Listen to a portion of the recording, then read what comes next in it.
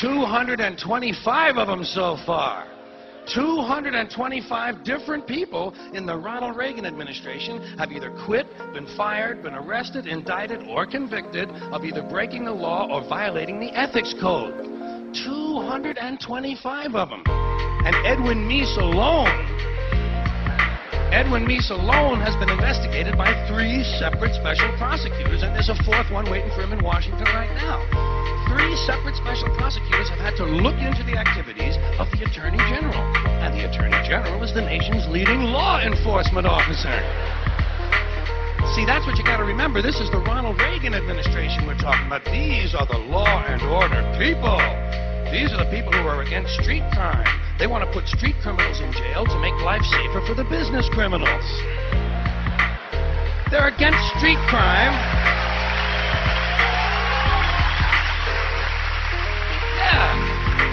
Yeah, they're against street crime, providing that street isn't Wall Street.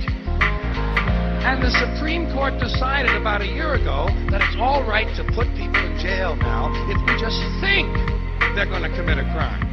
It's called preventive detention. All you got to do now is just think they're going to commit a crime. Well, if we'd have known this shit 7 or 8 years ago, we could have put a bunch of these Republican motherfuckers directly into prison.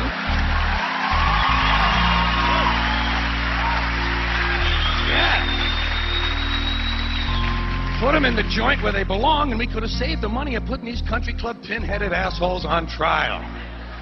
Another thing you got to remember, this is the group of people who were elected with the help of the moral majority. Elected with the help of the moral majority and the Teamsters Union. That's a good combination. Organized religion and organized crime working together to help build a better America. Another thing.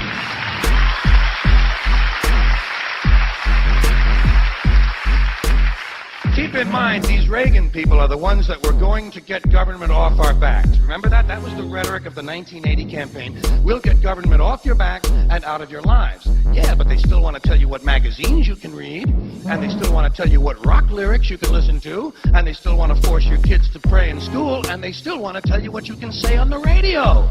The FCC, the Federal Communications Commission, decided all by itself that radio and television were the only 2 parts of American life not protected by the free speech provisions of the First Amendment to the Constitution. I'd like to repeat that because it sounds vaguely important. The FCC, an appointed body, not elected, answerable only to the president, decided on its own that radio and television were the only 2 parts of American life not protected by the First Amendment to the Constitution. Why did they decide that? Because they got a letter from a minister in Mississippi. A Reverend Donald Wildman in Mississippi heard something on the radio that he didn't like. Well, Reverend, did anyone ever tell you there are 2 knobs on the radio?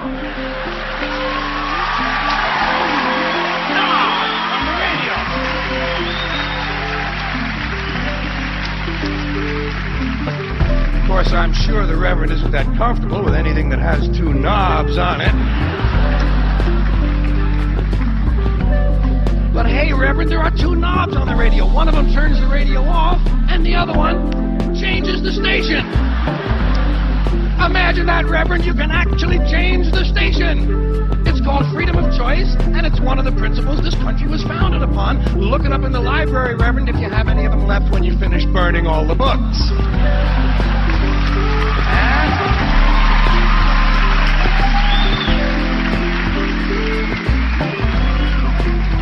Now, I don't know how you feel, but I have personally just about had it with these fucking church people. Just about.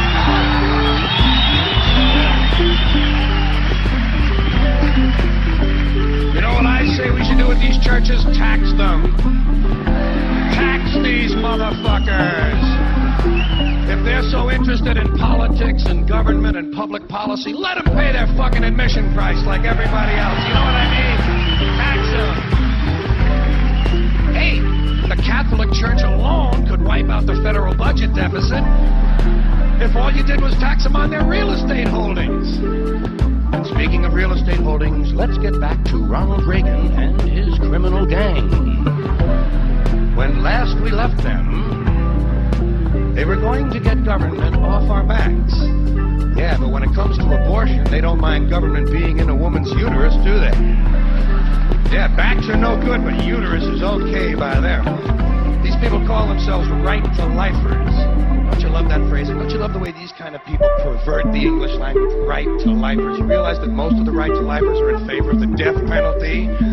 And they support the South American death squads, and they're against gun control, and they're against nuclear weapons control. When they say right to life, they're talking about their right to decide which people should live or die. So these right-wingers, you know, so these Reagan people, these right-wingers in general, these crypto-fascists, they're against homosexuality. They're against pornography. They're against sex education. They're against abortion. Yeah, they're going to get government off your back, but they're going to tell you how to live your sex life. And let me ask you this, how would they know anything about it? Have you ever taken a look at those people? No wonder they're afraid of their bodies. Take a look at them. Doesn't it strike you as mildly ironic that most of the people who are against abortion are people you wouldn't want to fuck in the first place? Doesn't that strike you a little strange?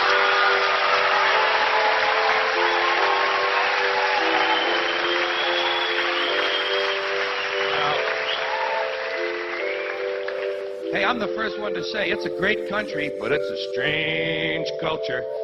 This is a place where alcohol ruins more lives than cancer, and everybody gets upset when some athlete gets hooked on cocaine. You know, Time magazine and Newsweek, they put cocaine on the cover, but they put the liquor advertisements inside the magazine. It's the old American double standard, you know, say one thing, do something different. And of course, the country is founded on the double standard. That's our history. We were founded on a very basic double standard. This country was founded by slave owners who wanted to be free. Am I right? A group of slave owners who wanted to be free. So they killed a lot of white English people in order to continue owning their black African people, so they could wipe out the rest of the red Indian people and move west and steal the rest of the land from the brown Mexican people, giving them a place to take off and drop their nuclear weapons on the yellow Japanese people. You know what the motto? You know what the motto of this country ought to be? You give us a color, we'll wipe it out. You got it. So anyway, about 80 years after the Constitution is ratified, 80 years later, the slaves are free. Not so you'd really notice it, of course. Just sort of on paper. And that was, of course, during the Civil War. And there's another phrase I really love. That is a true oxymoron if I've ever heard one. Civil War. Do you think any country could really have a civil war? Say, pardon me. I'm awfully sorry.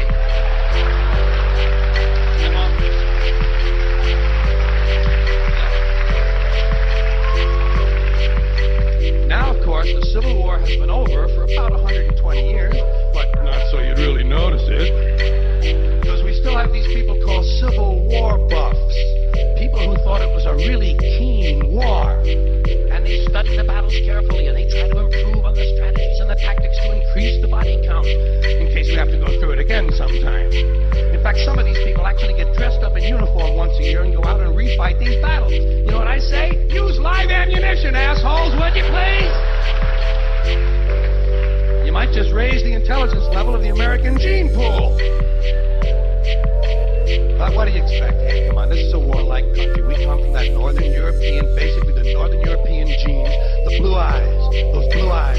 Boy, everybody in the world learned real quick, didn't they? When those blue eyes sail out of the north, you better nail everything down, motherfucker. Nail it down, strap it down, or they'll grab it. If they can't take it home, they'll burn it. If they can't burn it, they'll fuck it. That's what happened to us. And it's a warlike country. Come on. I mean, forget foreign policy. Even the domestic rhetoric is warlike. Everything about our domestic policy invokes the thought of war.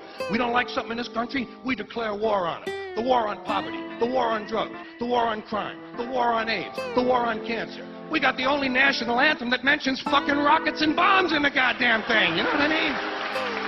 All right.